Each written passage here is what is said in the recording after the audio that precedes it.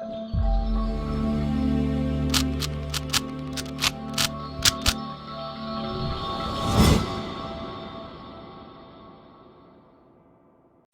Guys, welcome to Vibha classes. आज फिर से हम लेकर आए हैं class 12 accountancy 1 short for company account. जैसे कि आप लोग जानते हैं ऑलरेडी मैथ्स की फर्स्ट बुक चैप्टर 1 से लेकर चैप्टर 6 तक पूरी बुक के फॉर्मुलेज, पूरी बुक के टिप्स एंड ट्रिक की एक वीडियो हमने अपलोड करी है। इसके अलावा हमने आपके पास एमसीक्यूज के जो 10 कदम सीरीज है उसके भी आपके पास काफी सारे क्वेश्चंस अपलोड करे हैं। एनसीईआरटी एग्जाम्पलर के एमसीक्यूज, एनसीईआरटी के एमसीक्यूज सब अपलोड करा है। तो अगर आपको इसके अलावा फिर भी कोई और वीडियोस चाहिए हो तो प्लीज हमें कमेंट बॉक्स में आके बताइए, हम उस पर वीडियो बनाने की पूरी कोशिश करेंगे। तो जैसा कि आप लोग जानते हैं कि कंपनी अकाउंट अपने आप में एक बहुत अच्छी बुक है और इसको लेकर हमें अलग से वीडियो बनानी पड़ी, क्योंकि इसके अंदर, क्योंकि वैसे भी ये सेकंड बुक है और इसके अंदर काफी कुछ है जानने के लिए। तो चलिए बिना टाइम वेस्ट करे फटाफट से स्टार्ट करते हैं 1 शॉर्ट फॉर कंपनी अकाउंट, जिसमें हम पूरी कोशिश करेंगे जनरल एंट्रीज और जो भी चीजें आपको थ्योरी पर्सपेक्टिव से जानना जरूरी है वो थोड़ा सा समझाने की कोशिश करेंगे, ताकि आप बैठ के सिर्फ सुने और आप लोगों को सारा चैप्टर रिवाइज हो जाए। तो चलिए सबसे पहले ये जानना जरूरी है। देखिए, इससे पहले आपकी फर्स्ट बुक थी पार्टनरशिप एक्ट। तो याद रखना पार्टनरशिप एक्ट कौन सा है, 1932, और कंपनी एक्ट अमेंड हो चुका है 2013। यानी पहले ये 1956 था और उसमें बहुत सारे बदलावों के बाद अब ये नया आ चुका है कंपनी एक्ट 2013। और जो सबसे बड़ा बदलाव है कंपनी एक्ट 2013 में वो ये है कि पहले सिर्फ 2 ही टाइप की कंपनी हुआ करती थी, प्राइवेट कंपनी और पब्लिक कंपनी। इस एक्ट के थ्रू बहुत सारे चेंजेस करे गए। One of the biggest change ये भी है कि इसमें 1% कंपनी का जो है कंसेप्ट इंट्रोड्यूस करा गया, यानी एक अकेला इंसान भी कंपनी का ऑनर हो सकता है, डायरेक्टर हो सकता है, राइट। और इसके बारे में डिटेल में अगर आप जानना चाहते हैं तो हमने एक वीडियो बनाई है, पूरी थ्योरी पे बनाई है कंपनी अकाउंट की। अगर आप चाहेंगे तो कमेंट बॉक्स में आप हमसे उसका लिंक ले सकते हैं डिटेल में अगर आपने जाना है तो पार्टनरशिप एक्ट 1932, कंपनी एक्ट 2013। अब जब हम शेयर इशू करते हैं, जब भी हम शेयर इशू करते हैं तो एक क्लॉज है, इसे याद रखिएगा कि मिनिमम सब्सक्रिप्शन। ये सब्सक्रिप्शन क्या होती है कि करके अभी हम कैपिटल के बारे में भी बात करेंगे। मिनिमम सब्सक्रिप्शन क्या होती है कि जो पब्लिक का रिस्पॉन्स होना चाहिए वो कम से कम 90% आना चाहिए आपके पास। यानी अगर आप मार्केट में 1 लाख शेयर इशू कर रहे हैं तो आपके पास सब्सक्राइब कैपिटल, इशूड कैपिटल क्या होती है, जो आप चाह रहे हो कि लोग आपको रिस्पॉन्स करें, और सब्सक्राइब कैपिटल होती है जितना पब्लिक एक्चुअली में आपको रिस्पॉन्स करती है।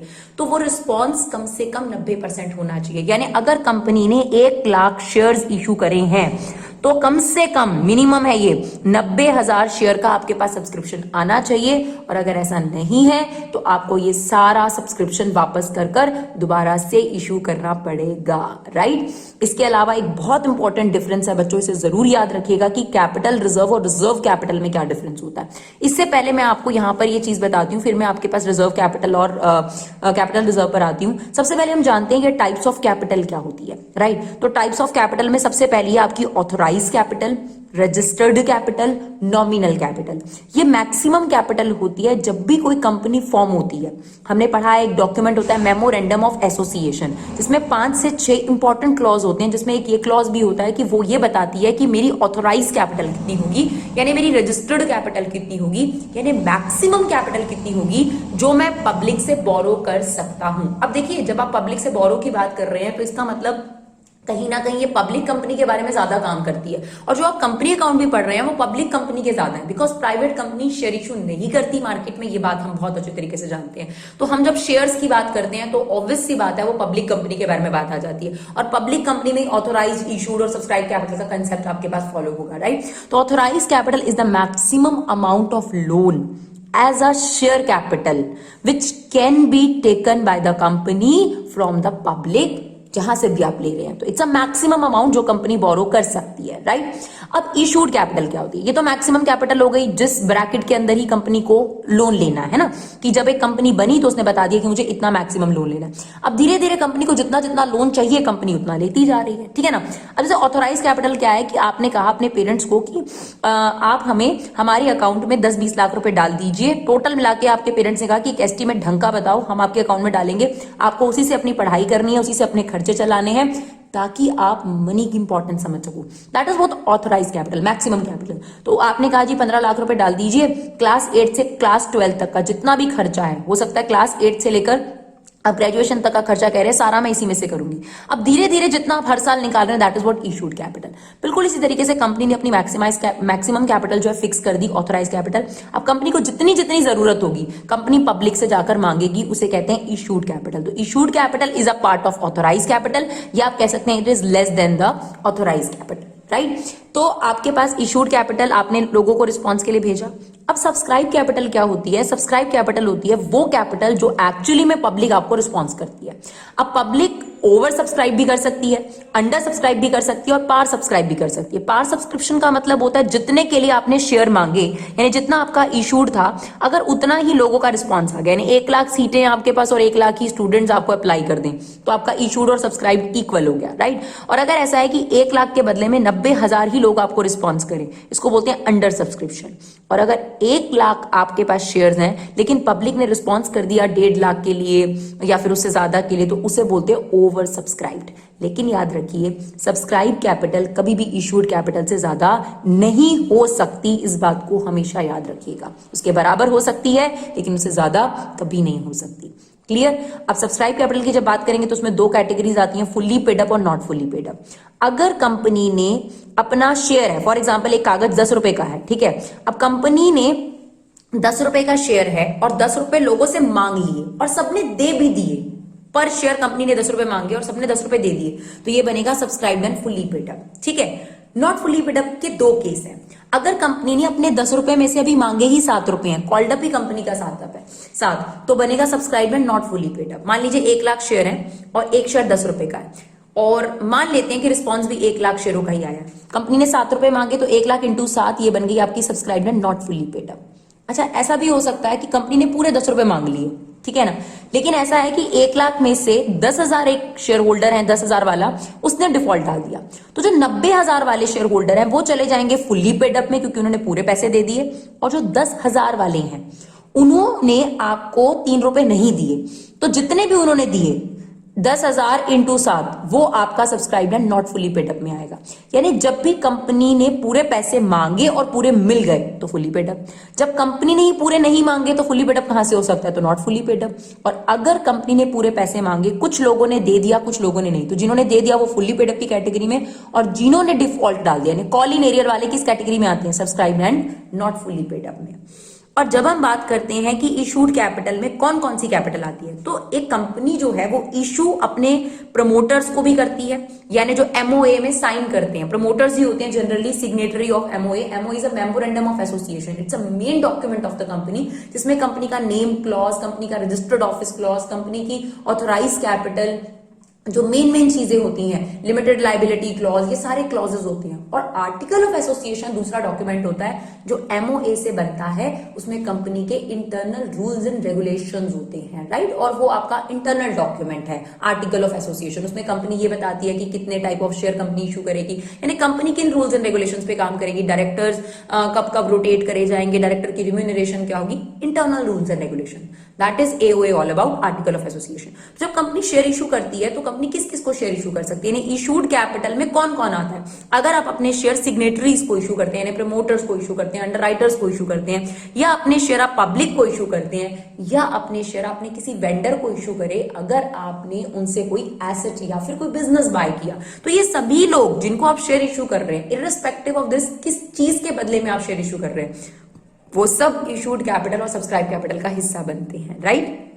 अब ये कैपिटल रिजर्व और रिजर्व कैपिटल क्या होता है?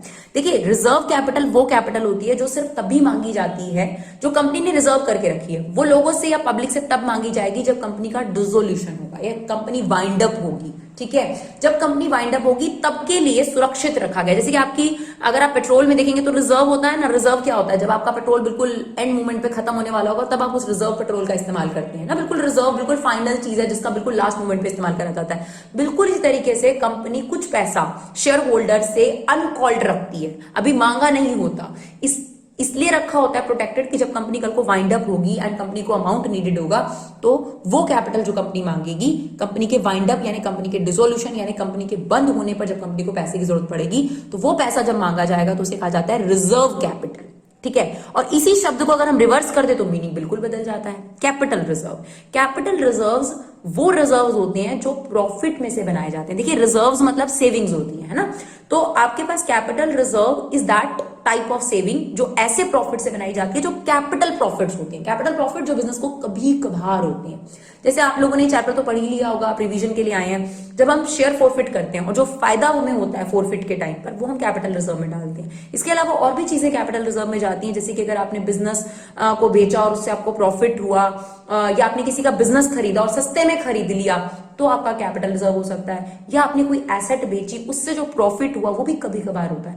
यानी जो प्रॉफिट कभी कभार होती है उस सेविंग को जिस रिजर्व में डाला जाता है उसे कैपिटल रिजर्व कहते हैं। और इसी का उल्टा होता है रेवेन्यू रिजर्व, उसमें हम वो प्रॉफिट्स डालते हैं जो रेगुलर बेस पे कंपनी को होते हैं, राइट। तो कैपिटल रिजर्व और रिजर्व कैपिटल में बहुत फर्क है, दो शब्द बदलते ही बिल्कुल अलग है। It is a capital which is uncalled, it is called at the time of dissolution of the firm. Capital reserve is the reserve which is created out of the capital profit, जो business को कभी कभार होती है। और capital reserve में से अगर बिजनेस को कभी कैपिटल लॉस हो जाए तो उसे भी सब्ट्रैक्ट किया जाता है, यानी उस लॉस को बियर करने के लिए भी इसमें से पैसा निकाला जा सकता है, राइट। इसके अलावा जो सबसे इंपॉर्टेंट आपने याद रखना है कॉल इन एरियर और कॉल इन एडवांस के बारे में। आप जानते हैं कॉल इन एरियर का मतलब होता है जब कोई शेयर होल्डर किसी पर्टिकुलर कॉल पे डिफॉल्ट डाल दे, राइट। और कॉल इन एडवांस होता है जब कोई शेयर होल्डर अपने पैसे जो है एडवांस में पे कर दे। तो इसको लेकर क्लॉज है, ध्यान से सुनिएगा, कहां शो करा जाता है सबसे पहले तो, ठीक है। ये आपका इस चैप्टर में भी काम आएगा, और अगर आप थर्ड बुक की बात करते हो तो उसमें भी बहुत बार पूछा जाता है call in arrear account balance sheet में कहां शो करा जाता है। तो ये सब्सक्राइब कैपिटल में अभी हमने आपको बताया था नॉट फुली पेड वाली कैटेगरी में आता है, ठीक है ना। और कॉल इन एडवांस की अगर बात करी जाए तो ये करंट लाइबिलिटी है कंपनी की, क्योंकि जल्दी ही कंपनी की वो कॉल आ जाएगी और ये एडवांस जो है वो नॉर्मलाइज हो जाएगा, ठीक है। और आपके पास करंट लाइबिलिटी में भी अदर करंट लाइबिलिटी में से शो करा जाता है। तो याद रखिएगा call in arrear share capital में शो होता है, सब्सक्राइब कैपिटल सब्सक्राइब में not fully paid, call in advance current liability other current liability. साथ साथ याद करने की कोशिश करो, चाहे वीडियो को पॉज करके एक बार बोलने की कोशिश करो ताकि आपको इसके बाद कुछ भी करने की जरूरत ना पड़े। अब ध्यान से सुनिए, कॉल इन एरियर या कॉल इन एडवांस को लेकर क्या इंटरेस्ट रेट होगा, ये वैसे कंपनी के आर्टिकल ऑफ एसोसिएशन में तय किया जा सकता है। यानी आर्टिकल ऑफ एसोसिएशन जो अभी हमने आपको एक डॉक्यूमेंट बताया, दो ही डॉक्यूमेंट होते हैं कंपनी के अंदर, मेमोरेंडम ऑफ एसोसिएशन जो कि एक्सटर्नल डॉक्यूमेंट है जो आपको पब्लिक को शो करना होता है, जिसमें name clause, registered office clause, capital clause और ये सारी चीजें होती हैं, 5 या 6 चीजें होती हैं आपके पास। और अगर हम आर्टिकल ऑफ एसोसिएशन की बात करें तो उसमें सारे रूल्स एंड रेगुलेशन होते हैं, यानी अगर कॉल इन एरियर होगा तो क्या इंटरेस्ट रेट होगा, ये सारी चीजें तय होती हैं उसके अंदर। अगर ये तय ना हो, यानी अगर आपके पास आर्टिकल ऑफ एसोसिएशन नहीं है किसी कंपनी का, तब टेबल एफ लगता है। तो ये आपके एग्जाम में पूछा जा सकता है, ध्यान रखिएगा, अगर आर्टिकल ऑफ एसोसिएशन नहीं है तब टेबल एफ लगता है। और टेबल एफ कहता है कंपनी एक्ट का कि आपको interest on call in arrear लेना पड़ेगा 10% पर एनम, और अगर आपने किसी शेयर होल्डर से एडवांस कॉल ली है तो उस पर आपको इंटरेस्ट देना पड़ेगा 12%। तो याद रखिएगा, आपके एमसीक्यूज में क्वेश्चन पूछा जा सकता है कि आर्टिकल ऑफ एसोसिएशन में कॉल इन एरियर 12% है।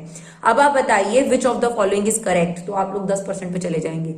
अगर आर्टिकल ऑफ एसोसिएशन है तो वही इंटरेस्ट रेट है जो आर्टिकल ऑफ एसोसिएशन में मेंशन है, राइट। अगर आर्टिकल ऑफ एसोसिएशन नहीं होता तब टेबल एफ लगता है, और टेबल एफ कहता है कि टेबल एफ सिर्फ तभी लगेगा जब आर्टिकल ऑफ एसोसिएशन नहीं होगा कंपनी एक्ट का, याद रखिएगा। तब आपका इंटरेस्ट ऑन कॉल इन 10% और कॉल इन एडवांस जो है वो 12% है, राइट। तो ये सारी बातें आपके दिमाग में होनी चाहिए। इसके अलावा एक बहुत इंपॉर्टेंट टर्म है, ये भी हम आपको बताने की कोशिश करते हैं, स्पेशल रेजोल्यूशन और ऑर्डिनरी रेजोल्यूशन क्या होता है। देखिए, आप ये बात जानते हैं कि जो भी डिसीजन होता है वो शेयर होल्डर का कंबाइंड डिसीजन होता है, क्योंकि share holders are the owner of the company, है ना। Equity share holder are the owner of the company, not the directors. Directors are just the representative of the company. जैसे कि class monitor होता है जो उन्हीं लोगों में से चुना जाता है, बिल्कुल डायरेक्टर का भी वही रोल होता है। तो शेयर होल्डर को बुलाया जाता है किसी भी डिसीजन को लेने के लिए। अगर वो डिसीजन जो है नॉर्मली 50% मेजोरिटी से पास हो गया, उस डिसीजन को ओके कर दिया गया 50% मेजोरिटी से, तो उसे बोलते हैं ऑर्डिनरी रेजोल्यूशन। लेकिन कुछ खास डिसीजन ऐसे होते हैं जिन्हें ऑर्डिनरी रेजोल्यूशन से पास नहीं करा जाता, यानी 51% मेजोरिटी ही काफी नहीं होती, उसमें आपको 75% और 3/4 मेजोरिटी चाहिए। तो ऐसे डिसीजन जो खास तौर पर 75% मेजोरिटी से ओके करने के बाद ही लागू होते हैं, उनको बोलते हैं स्पेशल रेजोल्यूशन। क्लियर। तो रेजोल्यूशन होता है जब कोई डिसीजन पास हो जाता जाता है। तो ordinary resolution is a decision which is passed by simple majority which is 51%। और अगर आप बात करेंगे स्पेशल रेजोल्यूशन तो इसमें आपके पास जो है मेजर मेजोरिटी ली जाती है, यानी 75% शेयर होल्डर अगर एग्री होंगे तो ही आपके पास स्पेशल रेजोल्यूशन से वो डिसीजन पास होगा, राइट। इसके अलावा अगर आप बात करें format of company of balance sheet, part 1 schedule 3 में आपको फॉर्मेट ऑफ बैलेंस शीट दिया गया है। फिलहाल इस चैप्टर में थोड़ा सा पोर्शन आपके काम आता है तो उसी को हमने लिया है, बट ऊपर से पूरा फॉर्मेट लिखा है हमने, इसके बारे में भी ज्यादा डिस्कस करेंगे। इक्विटी एंड लायबिलिटी में सबसे पहले आएगा आपका शेयर होल्डर फंड, जिसमें हमें जो चाहिए होगा वो शेयर कैपिटल। शेयर कैपिटल में यहां पर जो अमाउंट आता है वो सिर्फ सब्सक्राइब कैपिटल का आता है, जिसमें दोनों पार्ट आएंगे, नॉट फुली पेड अप और fully paid up. Reserve and surplus में क्या आता है, कैपिटल रिजर्व आता है, सिक्योरिटी प्रीमियम रिजर्व का बैलेंस आता है, याद रखिएगा एसपीआर का बैलेंस आता है, सिक्योरिटी प्रीमियम रिजर्व और कैपिटल रिजर्व आता है, क्लियर। इसके अलावा हमें पता है कि नॉन करंट लायबिलिटीज होती हैं जिन्हें डेट भी कहा जाता है। करंट लायबिलिटी जब हम तीनों हेड को प्लस करते हैं तो टोटल लायबिलिटी आ जाती है। एसेट्स में आपके पास नॉन करंट एसेट और करंट एसेट होती है। हम अगर बात करें कंपनी एक्ट की तो करंट एसेट का भी रोल होता है, बिकॉज जो हमें शेयर इशू करने पर पैसा मिलता है बैंक, वो करंट एसेट का एक सब हेड होता है, कैश एंड कैश इक्विवेलेंट, उसी के अंदर इंक्लूड करा जाता है। तो आप यहाँ पर कैश एंड कैश इक्विवेलेंट का जो टोटल देखेंगे वो आपका इस टोटल से यानी शेयर कैपिटल के टोटल से जनरली मैच कर रहा होता है, राइट। चलिए देखते हैं और क्या जानकारी हमें मिल सकती है इसके बारे में। अब इनिशियल पब्लिक ऑफर क्या होता है, प्राइवेट प्लेसमेंट क्या होता है, इसोप क्या होता है, स्वेट इक्विटी शेयर क्या होता है, ये भी कुछ टर्म्स हैं जो बहुत बार आपके एमसीक्यूज में पूछी जाती हैं। तो इनिशियल पब्लिक ऑफर होता है जब पहली बार कंपनी जो है पब्लिक को अपने शेयर इशू करती है, प्रोस्पेक्टस इशू कर। प्रोस्पेक्टस क्या होता है, अब आप कॉलेज में जाएंगे तो वहां से आपको प्रोस्पेक्टस मिलेगा, जिसमें उस कॉलेज के बारे में जो मैक्सिमम डिटेल होती है, कोर्स के बारे में, जो भी आप कोर्स कर रहे हैं उसकी फीस के बारे में सारी डिटेल होती है, पिक्चर्स होती हैं उसके ऑर्गेनाइजेशन की। सिमिलरली आपके पास कंपनी का प्रोस्पेक्टस होता है, जब कंपनी शेयर इशू करती है तो it's mandatory to issue a prospectus, right, ताकि लोग उस पर बिलीव, अगर कंपनी के बारे में कोई भी इंफॉर्मेशन चाहिए तो कोई पर्सनल पर्सन नहीं बैठा हुआ ना वहां पर, तो प्रोस्पेक्टस के थ्रू आपको सारी इंफॉर्मेशन, बेसिक इंफॉर्मेशन मिल जाती है। तो आपके पास इनिशियल पब्लिक ऑफर क्या हुआ, जब पहली बार कंपनी जो है पब्लिक ऑफर करती है तो उसे बोलते हैं इनिशियल पब्लिक ऑफर या आईपीओज, शॉर्ट फॉर्म में याद रखिएगा इसको, राइट। और जब इलेक्ट्रॉनिकली ये चीज इश्यू करी जाती है तो ईआईपीओ हो जाता है, ठीक है। फिर सेकंड शब्द है प्राइवेट प्लेसमेंट। प्राइवेट प्लेसमेंट में क्या है कि आपके पास जब कंपनी शेयर्स जो है कुछ खास इंस्टीट्यूट्स को, कुछ प्राइवेट लोगों को ही इशू करती है। कंपनी के पास कई बार ऐसा होता है कि टाइम कम होता है और कंपनी को फंडिंग जल्दी चाहिए, तो कंपनी ऐसे में पब्लिक एट अ लार्ज ढूंढने की बजाय कुछ बड़े बड़े प्लेयर्स ढूंढ लेती है। जैसे एग्जांपल के तौर पर कंपनी है मेरी और मुझे शेयर इशू करने हैं, तो मैं एलआईसी को शेयर इशू कर दूंगी या किसी बैंक को इशू कर दूंगी। अल्टीमेटली पब्लिक की इन्वेस्टमेंट ही आ रही है मेरे पास, क्योंकि बैंक में जो पैसा है वो लोगों का है, एलआईसी के पास जो पैसा है वो लोगों का है, तो इनडायरेक्टली घूम फिर आकर पब्लिक इन्वेस्टमेंट ही हो रही है वो। बस ये है कि उसमें इंटरमीडियरी कोई और बन गया, बैंक बन गया या एलआईसी बन गया या कोई भी और ऑर्गेनाइजेशन बन गई। तो प्राइवेट प्लेसमेंट में क्या होता है कि आप बड़े बड़े जो कुछ प्लेयर्स होते हैं उनको आप शेयर इशू कर देते हैं। इससे आपका फायदा ये होता है कि आपको ज्यादा शेयर इशूइंग कॉस्ट नहीं पड़ती, और इसके अलावा आपको ज्यादा लोगों के नाम इंडेक्स नहीं बनाना पड़ता, कितने कितने शेयर होल्डर्स हैं, और आपका टाइम भी कम लगता है और सबको जल्दी पैसा मिल जाता है। Clear, that is what private placement. कुछ प्राइवेट प्लेयर्स को अगर कंपनी शेयर इशू कर देती है, जैसे कि बड़े बड़े इंस्टीट्यूट का मैंने अभी आपको एग्जाम्पल दिया। उसके बाद आता है ISOP, employ stock option scheme. It is a part of sweat equity share. Now what is sweat equity share? When company issue shares to its promoters, it underwriters और कोई भी सिग्नेटरीज या फिर इंप्लॉइज, उसे बोलते हैं स्वेट इक्विटी शेयर्स। यानी जब कंपनी अपने ही जुड़े हुए लोगों को शेयर इशू करती है less than the market price, उसे बोलते हैं स्वेट इक्विटी शेयर। याद रखिएगा, less than the market price, यानी जितना मार्केट में सामान अवेलेबल है जिस प्राइस पर, अपने लोगों को उसे कम प्राइस पर देना है। जनरली भी होता है, अगर आप कंपनी के एम्प्लॉय हैं तो आपको कोई भी चीज अगर आप बाय करेंगे तो मार्केट प्राइस से कम मिलेगी, तो उसे बोलते हैं स्वेट इक्विटी शेयर। तो sweat equity share is a broader term. Employ stock option scheme में क्या होता है, सिर्फ कंपनी जो है अपने एम्प्लॉयज के लिए एक ऑप्शन ओपन करती है कि अगर आप चाहें तो कंपनी के शेयर्स में इन्वेस्ट कर सकते हैं, और ये ऑप्शन ओपन रहती है कुछ पीरियड तक। कोई फोर्स नहीं होता, हर एम्प्लॉय की अपनी मर्जी है, अगर वो चाहे तो उस कंपनी में इन्वेस्ट कर सकता है, नहीं तो नहीं। और आपके पास लेस देन प्राइस पर उसको इशू करा जाता है, यानी जो भी मार्केट प्राइस होगा उससे कम प्राइस पर उसको इशू करा जाता है। क्लियर, इसीलिए क्योंकि वो कंपनी के साथ लॉयल रहेगी। अगर उनकी खुद की इन्वेस्टमेंट कंपनी में रहेगी तो वो कंपनी के वेलबींग के लिए और ज्यादा सोचेंगे, इसलिए कंपनी उनको मार्केट प्राइस से कम पे शेयर देती है। ये मत सोचिए कि कंपनी का कोई नुकसान है, कंपनी कभी कोई नुकसान नहीं करती, बिजनेसमैन कभी अपना कोई नुकसान नहीं करता, राइट। अब इसके अलावा ये चीज भी आपको याद रखनी है कि जब कंपनी अपने शेयर का इंस्टॉलमेंट अमाउंट बनाती है, लाइक एप्लीकेशन पर कितना पैसा लेना है, अलॉटमेंट पे कितना पैसा लेना है, फर्स्ट कॉल पर। तो कंपनी एक्ट 2013 कहता है कि जितनी भी फेस वैल्यू होगी उसके 5% से कम एप्लीकेशन नहीं होना चाहिए। एग्जाम्पल के तौर पर अगर आपका 10 रुपए शेयर का प्राइस है, चलिए 100 रुपए ले लेते हैं, थोड़ा सा ज्यादा बेटर रहेगा, तो इसका 5% यानी एप्लीकेशन 5 रुपए से कम बिल्कुल कतई नहीं हो सकती। That is what company act 2013 says, right. और सेबी ने प्रिस्क्राइब करा है कि जो इश्यू प्राइस होगा, देखिए फेस वैल्यू इश्यू प्राइस में बहुत फर्क होता है। अब मान लीजिए 100 रुपए का शेयर जो है आपने 120 रुपए में करा है, तो this is what issue price, this is face value. तो जो सेबी है उसका ऐसा कहना है कि जो इश्यू प्राइस है उसका एप्लीकेशन मनी जो होना चाहिए वो 25% से कम नहीं होना चाहिए, यानी 120 रुपए का 25% से कम आपकी एप्लीकेशन मनी नहीं होनी चाहिए। क्लियर? तो ये क्लॉजेस भी आप याद रखिएगा। इसके अलावा जो हम टेबल एफ की बात कर रहे थे, हमने आपको बताया कि जब कंपनी ने अपना आर्टिकल ऑफ एसोसिएशन नहीं बना रखा तब टेबल एफ लगता है। तो टेबल एफ क्या क्या कहता है? टेबल एफ ये कहता है कि 2 कॉल्स के बीच में कम से कम 1 मंथ का डिफरेंस होना चाहिए। अगर आपका आर्टिकल ऑफ एसोसिएशन नहीं है तभी याद रखिएगा, ठीक है। एक तो 2 कॉल्स के बीच में 1 मंथ का गैप होना चाहिए। दूसरा, call amount not more than 25%, किसी भी कॉल का अमाउंट फेस वैल्यू के 25% से ज्यादा नहीं होना चाहिए। और अपने शेयर होल्डर्स को कॉल के पैसे देने के लिए नोटिस ऑफ 14 डेज, कम से कम 14 दिन पहले का आपको नोटिस देना अपने शेयर होल्डर को कि आपकी कॉल ड्यू हो चुकी है, आप उसे पे कर दीजिए, right. That is what table F says. इसके अलावा इशू ऑफ डिस्काउंट की बात करें तो बहुत बार बच्चों के मन में ये सवाल उठता है, क्या हम शेयर इशू कर सकते हैं डिस्काउंट पर? बच्चों अगर 2013 से पहले की एक्ट की बात करी जाए तो होता था, हमने पढ़ा है, लेकिन अब नहीं है।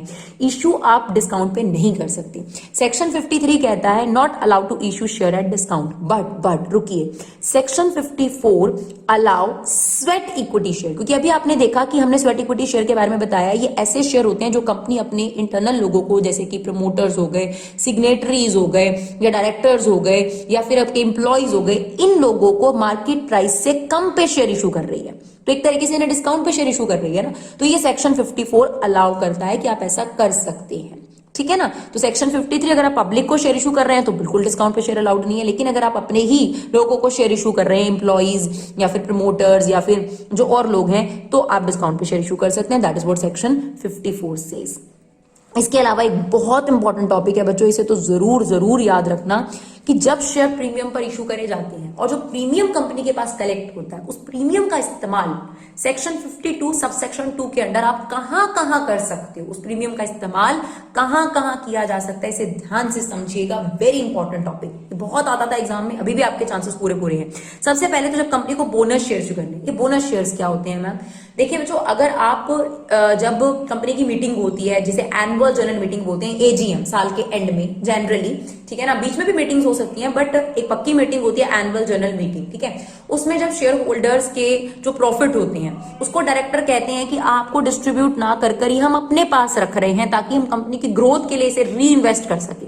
तो आप उनके पैसे रख लेते हैं, आप फ्री में तो नहीं रख सकते ना। अब आप किसी से पैसे लेते हैं तो बदले में उसको कुछ देना ही पड़ता है। तो कंपनी के डायरेक्टर्स को जब मौका मिलता है, सिक्योरिटी प्रीमियम के थ्रू पैसा आया कहीं से भी, तो कंपनी अपने शेयर होल्डर को रिवॉर्ड के तौर पे बोनस शेयर्स देती है, उन पैसों के बदले में जो पैसे शेयर होल्डर को ना देकर बल्कि कंपनी ने अपने पास रख लिए थे री इन्वेस्टमेंट के लिए। तो उस पैसे, जो सिक्योरिटी प्रीमियम का पैसा है, उसे बोनस शेयर देने के लिए भी इस्तेमाल करा जाता है। इसके अलावा आपने पढ़ा होगा प्रीमिलरी एक्सपेंसेस होते हैं। प्रीमिलरी एक्सपेंसेस क्या होते हैं? जब कंपनी स्टार्टअप होती है तो जो उसके डॉक्यूमेंटेशन के खर्चे होते हैं, रजिस्ट्रेशन के खर्चे होते हैं, बहुत सारे कागजात बनते हैं, जैसे आप समझिए बर्थ सर्टिफिकेट बनता है कंपनी का, आपको पता है कि आपको इनकॉर्पोरेशन का सर्टिफिकेट भी लेना पड़ेगा, कमेंसमेंट का सर्टिफिकेट भी लेना पड़ेगा, बहुत सारे डॉक्यूमेंट्स बनाने पड़ते हैं। उन सभी पे जो खर्चा होता है उसे बोलते हैं प्रीमिलरी एक्सपेंसेस। तो प्रीमिलरी एक्सपेंसेस काफी ज्यादा होते हैं और हर साल हम धीरे धीरे उन्हें राइट ऑफ करते हैं। राइट ऑफ का मतलब होता है उससे प्रॉफिट में से धीरे धीरे पैसा निकालते हैं। तो सिक्योरिटी प्रीमियम रिजर्व का इस्तेमाल इस पर्पज के लिए किया जा सकता है।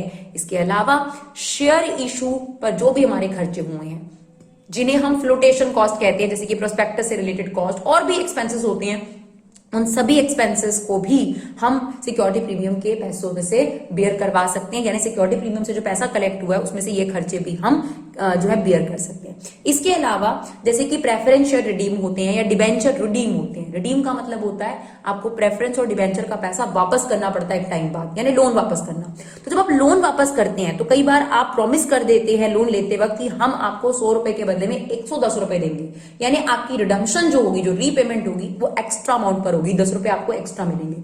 तो जो आपने वो प्रीमियम एक्स्ट्रा देना है वो आप कहां से बियर कर सकते हैं? जो आपने शेयर पर एक्स्ट्रा प्रीमियम लिया है, ठीक है। तो प्रीमियम ऑन रिडम्पशन के लिए भी आप सिक्योरिटी प्रीमियम का इस्तेमाल कर सकते हैं। Last and very important for the buy back of share. देखिए अभी अब मैंने बोला कि आप प्रेफरेंस को रिडीम कर सकते हैं, डिबेंचर को रिडीम कर सकते हैं। इक्विटी की रिडम्पशन नहीं होती बच्चों को भी, इक्विटी का बाय बैक होता है। यानी इक्विटी शेयर्स अगर कंपनी को ऐसा लगता है, कंपनी के डायरेक्टर्स को ऐसा लगता है, कंपनी के शेयर होल्डर्स को ऐसा लगता है, मेजॉरिटी शेयर होल्डर को, कि कंपनी ने इक्विटी शेयर को ज्यादा ही ले लिए, इतनी जरूरत नहीं है, तो ऐसे में कंपनी अपने इक्विटी शेयर को बाय बैक करती है, रिडम्पशन नहीं करती, बाय बैक करती है। ओपन मार्केट में जाती है या अपने शेयर होल्डर को बोलती है जो लोग अपने शेयर मार्केट में बेच रहे हैं वो हमें आके बेच दीजिए अपने शेयर। उससे कंपनी को क्या फायदा होगा? एक तो कंपनी की लायबिलिटी उतर जाएगी। जब कंपनी के पास शेयर वापस आ गए और कंपनी ने उनको पैसा दे दिया तो कंपनी की लायबिलिटी उतर गई, कंपनी की शेयर कैपिटल कम हो जाएगी, क्योंकि शेयर होल्डर भी जा रहे थे, डायरेक्टर्स भी जा रहे थे। तो that is what buyback of share. उसके लिए फंड कहां से आएगा? तो सिक्योरिटी प्रीमियम रिजर्व जो कि आप इशू के टाइम पर लेते हैं, उस पैसे का इस्तेमाल इन 5 चीजों के लिए आप कर सकते हैं। बोनस शेयर इशू करने के लिए, खर्चे जो कि प्रिमिलरी एक्सपेंसेस होते हैं, शेयर से रिलेटेड अगर आपके कोई एक्सपेंस है, रिडम्पशन के टाइम पर अगर आपने कोई प्रीमियम देने का वादा किया है, और अगर आप अपने इक्विटी शेयर को बायबैक करना चाहते हैं तो उसके लिए भी आप इशू ऑफ प्रीमियम के थ्रू जो पैसा आया उसका इस्तेमाल कर सकते हैं, राइट। अब बात करी जाए सब्सक्रिप्शन की, तो हम हमको ऑलरेडी बता चुके हैं कि सब्सक्रिप्शन यानी पब्लिक का response, it can be par, it can be over, it can be under subscription, right. अगर आपके पास पार सब्सक्रिप्शन होते तो कोई प्रॉब्लम नहीं होती, लेकिन अगर ओवर सब्सक्रिप्शन होती है तब क्या करना होता है आपको? ओवर सब्सक्रिप्शन में आपके पास ऑप्शंस हैं बच्चों। क्या क्या ऑप्शंस हैं आपके पास? देखिए, या तो आप पूरा का पूरा रिफंड कर देंगे, और अंडर सब्सक्रिप्शन तो बहुत ही आसान होता है। अंडर सब्सक्रिप्शन में आपको क्या करना है कि अगर आपके पास 1 लाख शेयर के बदले में 95,000 शेयर को रिस्पॉन्स आया तो आपने सारी एंट्रीज 95,000 शेयरों से करनी है, बिकॉज आपके पास एप्लीकेशन 95,000 की आएगी, आगे सारी चीजें भी 95,000 के हिसाब से ही होंगी, राइट। अब बात करी जाए ओवर सब्सक्रिप्शन की, तो हमारे पास पहला ऑप्शन होता है कि हम रिफंड कर देते हैं जो भी एक्सेस मनी है, फर्स्ट ऑप्शन, राइट। तो उसमें एंट्री हो जाती है, फर्स्ट एंट्री तो आपको पता ही है, bank account debit to share application. Second entry में हम शेयर एप्लीकेशन अकाउंट को डेबिट करते हैं, जितना शेयर कैपिटल में जाना चाहिए। ये क्या होता है? फेस वैल्यू इनटू में अलॉटेड शेयर्स, मैक्सिमम शेयर जो आपने अलॉट करे, और ये वो पैसा है जो आप रिफंड कर देते हैं। या तो ऑप्शन ये इस्तेमाल करते हैं, या दूसरा ऑप्शन आप इस्तेमाल करते हैं, आपके पास जो ओवर सब्सक्रिप्शन है, या तो उसमें आप एडजस्ट करते हैं, यानी प्रोराटा लगाते हैं आप अपने पास। तो यही चीज हमने दोबारा लिख दी गलती से, प्रोराटा लगाते हैं अपने पास। प्रोराटा में क्या होगा बच्चों? आपके पास प्रोराटा में ये होता है कि हम किसी को भी नाराज नहीं करते, सबने जितने मांगे उसके बदले में उनको कम देते हैं। यानी अगर किसी ने 5 शेयर मांगे तो हर किसी को 3 शेयर दे रहे हैं हम लोग। ऐसे में क्या होगा? आपके पास 2 शेयरों का एडवांस आ जाएगा, राइट। अब वो जो एडवांस है उसे एडजस्ट किया जाता है।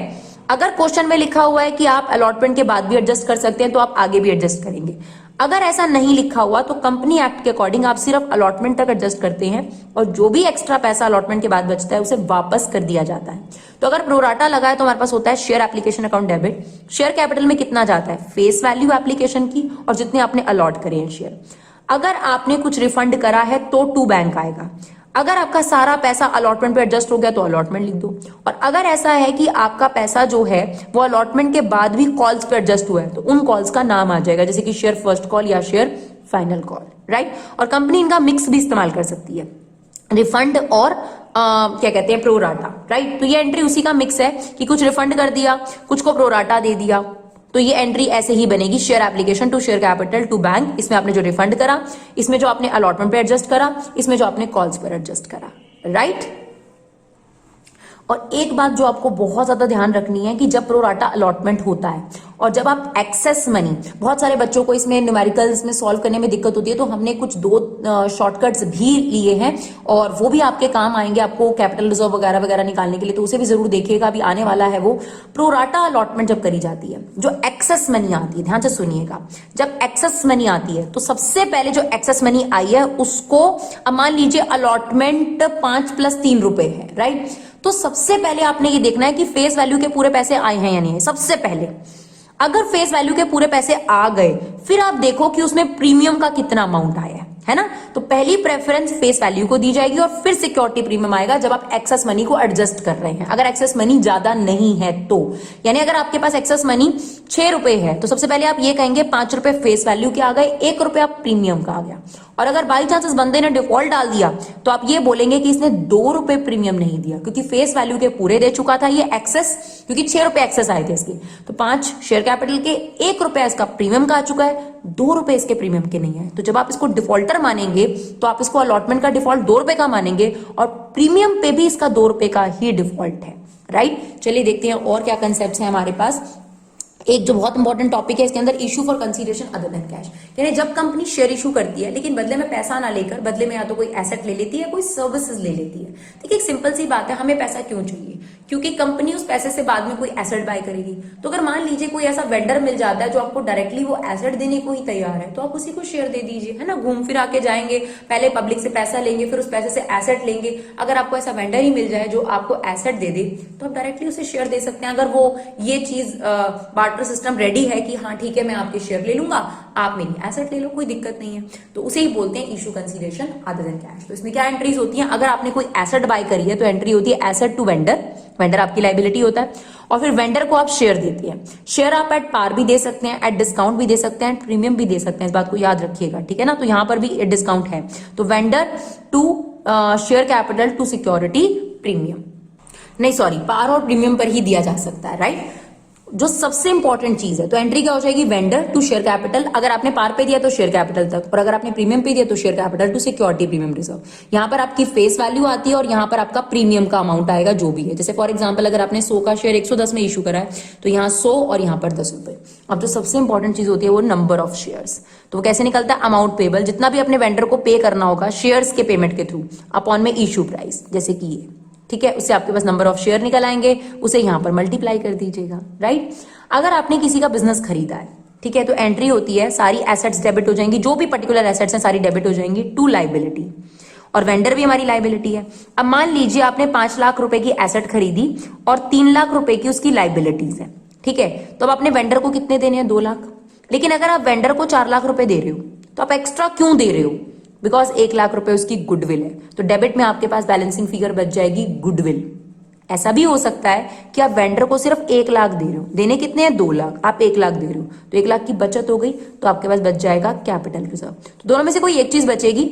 अगर आप वेंडर को एसेट माइनस लायबिलिटी के बाद जितना देना चाहिए, ज्यादा दे रहे हो तो गुडविल, कम दे रहे हो तो आपका फायदा कैपिटल रिजर्व। याद आया? कैपिटल रिजर्व वो प्रॉफिट जो बिजनेस को कभी कभार होते हैं, तो ये प्रॉफिट भी बिजनेस को कभी कभार हुआ है। हम रोज किसी का बिजनेस थोड़ा ना खरीदते रहते हैं और हमें फायदा होता रहता है, तो ये प्रॉफिट्स कैपिटल प्रॉफिट्स हैं, राइट। और फिर हमें वेंडर को पेमेंट करनी है, तो वेंडर कुछ पैसे हम हो सकता है कैश में या बैंक से दे दें उसको, और बाकी का शेयर दे दें। तो अगर हमने बैंक से दिया तो टू बैंक आ जाएगा, और जो शेयर के थ्रू दिया है तो शेयर कैपिटल। अगर हम उसको पार पे देंगे तो यहीं तक रुक जाओगे, अगर प्रीमियम पे देंगे तो सिक्योरिटी प्रीमियम रिजर्व। और अगर आपको अमाउंट निकालना है, नंबर ऑफ शेयर, जो very important, amount payable upon issue price. अब ध्यान से सुनिएगा, मान लीजिए वेंडर को आपने 1 लाख देने थे, जिसमें से आपने 30,000 उसे बैंक से दे दिए, तो यहां अमाउंट पेबल में कितना आएगा? 70,000 रुपीज, जो आप शेयर्स के थ्रू दे रहे हैं। 1 लाख नहीं आएगा, है ना, जो शेयर्स के थ्रू आप पेमेंट दे रहे हैं। इसके अलावा इसमें ऐसा भी हो सकता है कि कंपनी ने अपने प्रमोटर से सर्विसेज ली, उनको भी शेयर दे दिए, तो ड्यू करने की एंट्री क्या होगी? इनकॉर्पोरेशन एक्सपेंसेस या प्रमोशन एक्सपेंसेस, कुछ भी लिख सकते हैं आप। Incorporation expenses account debit to promoter, ठीक है। आपने प्रमोटर को ड्यू करा कि हम तुझे अभी पेमेंट कर रहे हैं, अब आपको प्रमोटर को शेयर देने हैं, तो to promoter to share capital, अगर फेस वैल्यू पे है। अगर आप प्रीमियम पे दे रहे हैं तो promoter to share capital to security premium, right. अब बस इन कॉर्पोरेशन एक्सपेंस की जगह अंडर राइटिंग कमीशन ले लेगा और प्रमोटर की जगह अंडर राइटर ले लेगा। तो अंडर राइटिंग कमीशन क्या होती है? जब आपके कुछ अंडर राइटर्स होते हैं जो आपके शेयर्स को पब्लिक तक आसानी तक पहुंचा देते हैं और उसके बदले में कमीशन लेते हैं, जैसे कि प्रॉपर्टी डीलर का काम होता है, ऐसे ही अंडर राइटर का काम होता है, थोड़ी कमीशन के बदले में कंपनी की हेल्प कर देना, राइट। तो कंपनी ने पैसे देने थे, underwriting commission to cash, अभी दिया नहीं है तो underwriting commission to underwriter, यहाँ पे ड्यू किया। अब अंडर राइटर को कंपनी क्या दे रही है? शेयर्स, तो underwriter to share capital to security premium reserve, right. Number of share निकालने का आपका यही फॉर्मूला है, क्लियर। चलिए देखते हैं आगे।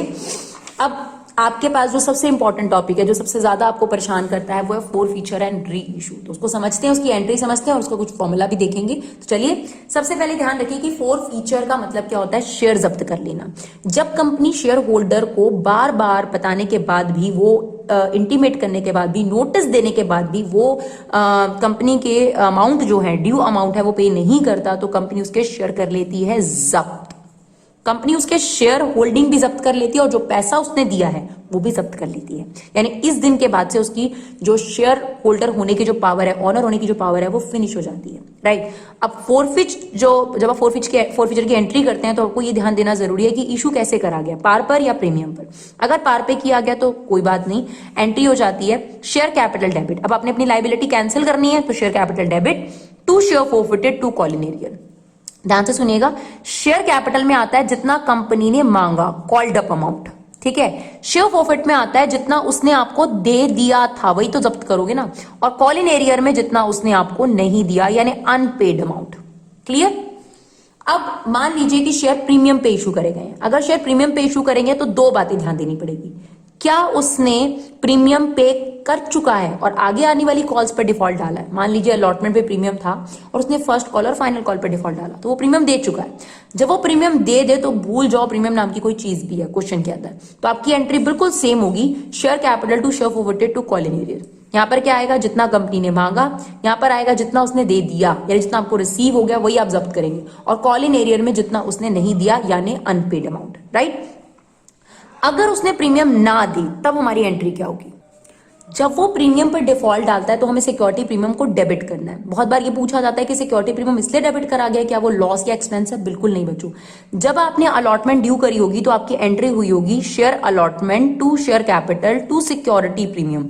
यानी आप ये मान के चल लिए थे, रिसीव बाद में होता है, आपको पता है, ड्यू पहले होता है, तो आप ये मान के चल लिए थे कि सबसे आपको सिक्योरिटी प्रीमियम मिलेगा और सिक्योरिटी प्रीमियम को अपनी लाइबिलिटी भी बना के बैठ गए, है ना।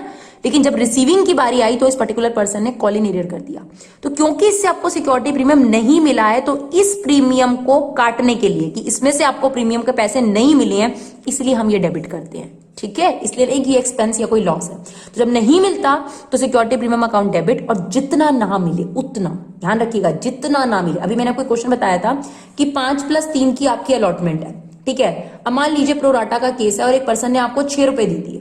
अब 6 रुपए में सबसे पहले आप फेस वैल्यू चेक करते हो, 5 रुपए इसके आ गए आपके पास और 1 रुपया इसका आ गया, तो आपको प्रीमियम जितना नहीं मिला उतना ही डेबिट करना है। कहीं उठा के पूरे 3 रुपए डेबिट कर दो, तो जितना नहीं मिला वो प्रीमियम में आएगा। ठीक है। शेयर कैपिटल बाकी एंट्री सेम है, to forfeited to calls in arrear. यहां पर जितना आपको प्रीमियम नहीं मिला, शेयर कैपिटल में जितना कंपनी ने मांगा, फोरफिट जितना उसने दे दिया, ना शेयर कैपिटल ना फोरफिट, इन दोनों में कभी प्रीमियम का अमाउंट नहीं आएगा, याद रखिएगा इस चीज को।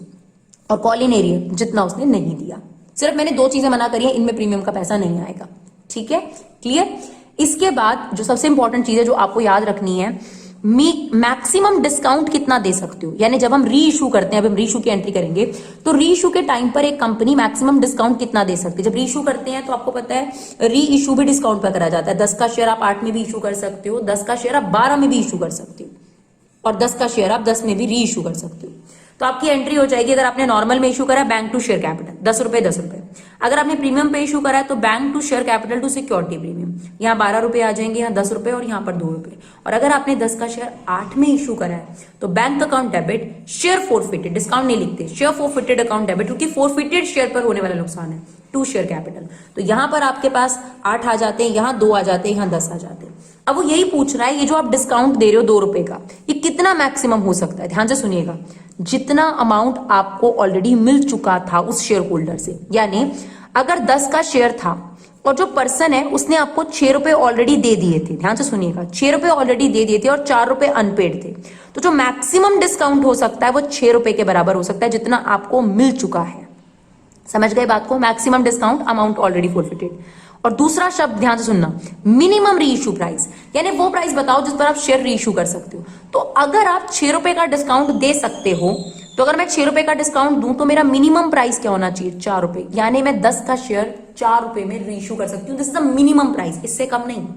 अब 5, 6, 7, 8 अगर इश्यू ज्यादा करूंगी तो फायदा ही होगा, क्योंकि मैं उससे 6 ऑलरेडी ले चुकी थी, मुझे सिर्फ 4 और चाहिए। तो मिनिमम प्राइस क्या हो सकता है, 4, इससे कम नहीं। 3 रुपए में कभी नहीं इशू करूंगी, क्योंकि मुझे पूरे 10 कलेक्ट करने हैं। तो मिनिमम प्राइस इज दिस। और अगर आप बात करें मैक्सिमम डिस्काउंट कितना हो सकता है, तो मैक्सिमम डिस्काउंट हो सकता है 6 रुपए का। ठीक है जी। उसके बाद लास्ट एंट्री होती है हमारी कैपिटल रिजर्व की। तो हम क्या करते हैं, हम जो भी फोरफीटेड के टाइम पर आपके पास यह अमाउंट होता है उसको कंपेयर करते हैं ये जो डिस्काउंट वाला है। अब इतना याद रखिएगा कि जब आप कंपेयर करेंगे तो री इशू वाले शेयर मैटर करते हैं। मतलब अगर आपने यहाँ 500 शेयर जब्त करे और यहाँ 200 शेयर आप री इशू कर रहे हैं, तो 200 शेयरों का ही कंपैरिजन यहाँ डलेगा। तो आपको सबसे पहले 500 शेयरों पर अगर इतना आपको फायदा हुआ है तो एक शेयर पर कितना और 200 शेयर पर कितना, वो पहले निकालना पड़ेगा। और उसके बाद 200 शेयरों का अगर कोई नुकसान है उसको कंपेयर कर आपने कैपिटल रिजर्व में डालना है। मैडम यही तो नहीं समझ में आता, कोई बात नहीं, we have a shortcut. Now आप उसी पर जाते हैं। आपको अगर वो फॉर्मूला याद हो जाता है तो आप फॉर्मूला याद कर लीजिए, उससे भी आपका कैपिटल रिजर्व निकल जाएगा। तो चलिए देखते हैं फटाफट से वो शॉर्टकट। तो shortcut formula for capital reserve, आपको क्या करना है, अमाउंट फोरफीटेड, ये कहां पर मिलेगा आपको, जितना आपने जब्त करा है उसका पैसा अमाउंट फोरफीटेड अपॉन में नंबर ऑफ फोरफीटेड शेयर्स। ठीक है ना। जैसे मान लीजिए आपने 5,000 रुपए जब्त करे हैं, तो 5,000 रुपए ऊपर और ये 300 शेयरों पर है, तो नंबर ऑफ शेयर 300 इनटू में नंबर ऑफ री इशू शेयर। मान लीजिए आपने 150 शेयर री इशू करे तो वो माइनस री इशू का डिस्काउंट, जितना आपने री इशू के टाइम पर डिस्काउंट दिया है, या आप ये कह सकते हैं जो यहां पर आपने शेयर फोरफीटेड में डेबिट कर रखा है अमाउंट, टोटल अमाउंट याद रखिएगा, री इशू का डिस्काउंट टोटल अमाउंट, वो आप माइनस कर दीजिए, आपके पास डायरेक्टली कैपिटल रिजर्व निकल कर आ जाएगा। दोबारा देख लीजिए, अमाउंट फोरफीटेड यानी जितना पैसा आपने जब्त किया है अपॉन जितने आपने शेयर जब्त किए हैं, जितने शेयर आपने री इशू करे, एक अमाउंट ही आया, माइनस जितना भी आपने टोटल डिस्काउंट किया, पर शेयर नहीं टोटल अमाउंट, यानी री इशू शेयर से उसको मल्टीप्लाई करके जो टोटल शेयर फोरफीटेड में आप डेबिट करते हो उसे माइनस कर दो, आपके पास डायरेक्टली कैपिटल रिजर्व निकल आएगा बिना एंट्रीज करे। क्लियर।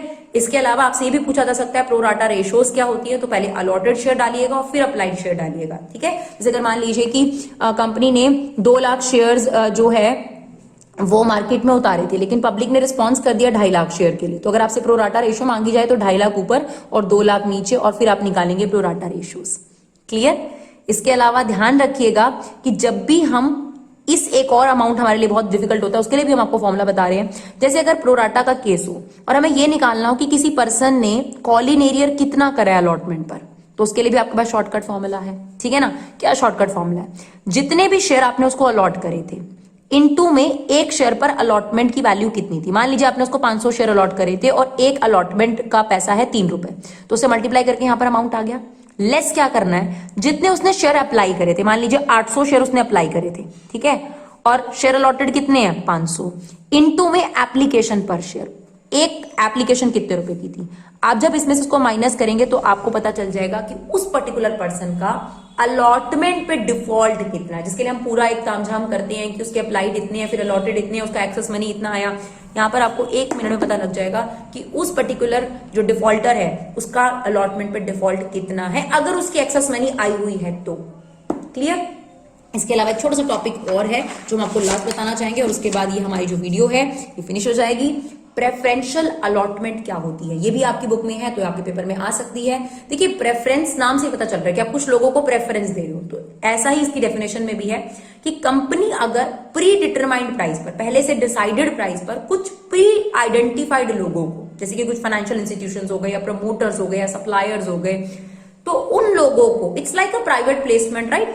तो अगर उनको आप शेयर इशू करते हो तो उसे बोला जाता है preferential allotment of the share, right. और ये बात मैं आपको पहले ही बता चुकी हूँ कि स्वेट इक्विटी शेयर ईसोप से यानी एम्प्लॉय स्टॉक ऑप्शन स्कीम से बड़ी ऑप्शन है, लेकिन फीचर दोनों में सेम है। यहाँ पर आप अपने इंटरनल लोगों को शेयर इशू करते हो less than the market price, और यहाँ पर सिर्फ एम्प्लॉय के लिए ये ऑप्शन खुला हुआ है और कुछ टाइम के लिए ऑप्शन खुला होता है। जब ऑप्शन खत्म हो जाता है, जब उसके अंदर जितने भी लोग उस ऑप्शन को एक्सरसाइज कर लेते हैं वो लोग कंपनी के शेयर होल्डर बन जाते हैं। तो आई होप बच्चों आप लोगों को जो ये वीडियो थी वो काफी यूजफुल लगी होगी। अगर आपको ये वीडियो यूजफुल लगी तो प्लीज हमारे चैनल को सपोर्ट करिए, अपना कीमती समय निकालकर अगर आप इसे एक शेयर दे सके तो बहुत बड़ी मेहरबानी होगी, क्योंकि जैसा कि आप जानते हैं हमारे चैनल पर किसी भी तरीके से कोई चार्जेस नहीं लिए जाते। हम यही चाहते हैं कि ज्यादा से ज्यादा ये फ्री एजुकेशन लोगों तक पहुंच सके।